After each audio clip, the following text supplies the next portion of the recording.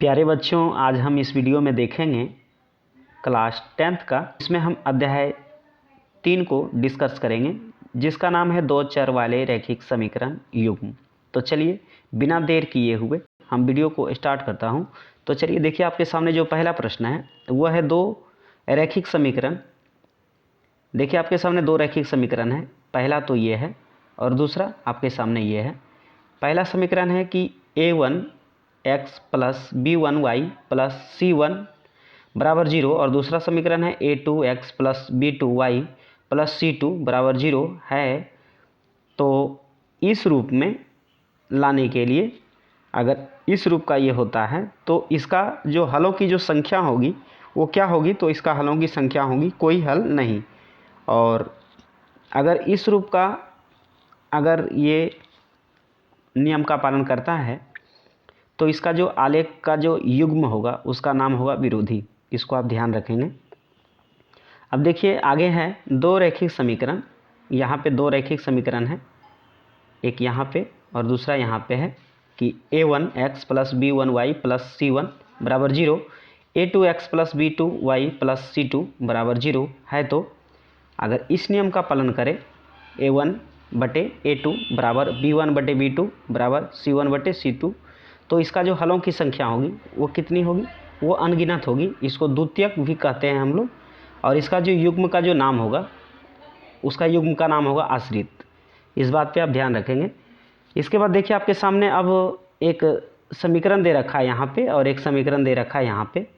तो इन दोनों को जब हम लोग निकालेंगे तो इसका जो हलों की जो संख्या होगी वो क्या होगी, अनगिनत होगी। यानी कि जब आप इसको हल करोगे तो ये इस सूत्र पे सेट होगा। देखिए यहाँ पर देखिए आपके सामने दो जो समीकरण दे रखा है। पहले समीकरण में x का जो गुणांक है वो है 1 बटे, और उसके बाद दूसरे समीकरण में x का गुणांक है 3, ठीक है, बराबर। उसके बाद जैसे फिर दूसरे पहले समीकरण में देखिए y का गुणांक कितना है 2, और उसके बाद दूसरे समीकरण में देखिए y का गुणांक कितना है 6। तो ये कटेगा, 2 एकम 2 और 2 तिया के 6, तो ये भी 1/3 हो गया। और तीसरे अब देखिए पहले समीकरण में जो c की जो वैल्यू है यानी अचर पद जो है वो है 3 और बटे, और यहाँ पे देखिए 9 है दूसरे समीकरण में। ये हो जाएगा 3 एकम 3 और 3 तिया 9, यानी कि 1/3 बराबर 1/3 बराबर 1/3, ये चलता रहेगा, ठीक है ना। तो इसकी हलों की संख्या कितनी होगी, अनगिनत होगी, ठीक है। चलिए अब हम आगे बढ़ते हैं।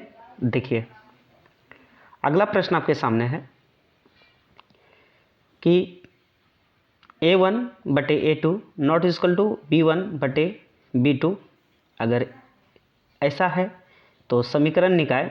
यहाँ पे देखिए दो समीकरण दे रखा है, तो इसका हलों की संख्या क्या होगी, तो देखिए इसकी हलों की जो संख्या होगी वो होगी एक और केवल एक। इसको हम लोग अद्वितीयक भी कहते हैं। और इसका जो युग्म होगा, युग्म का नाम होगा विरोधी। इसको आप ध्यान रखेंगे। तो चलिए हम अब अगले प्रश्न की तरफ चलते हैं कि समीकरण निकाय। यहाँ दो समीकरण है आपके सामने कि 3x प्लस 2y बराबर 14 और x माइनस 4y बराबर -14। इसके कितने हल होंगे, ठीक है। तो जब आप इसको हल करोगे तो इसका जो सो एक और केवल एक हल होगा, यानी कि इस नियम का पालन करेगा ये। क्यों, क्योंकि आप देखिए यहाँ पे x की जो मान है, गुणांक जो है वह है 3 बटे, और दूसरे समीकरण में कितना है, x का गुणांक 1 बराबर, और पहले समीकरण में जो y का गुणांक है वह है 2 बटे, और दूसरे समीकरण में जो y का मान है वह है 4।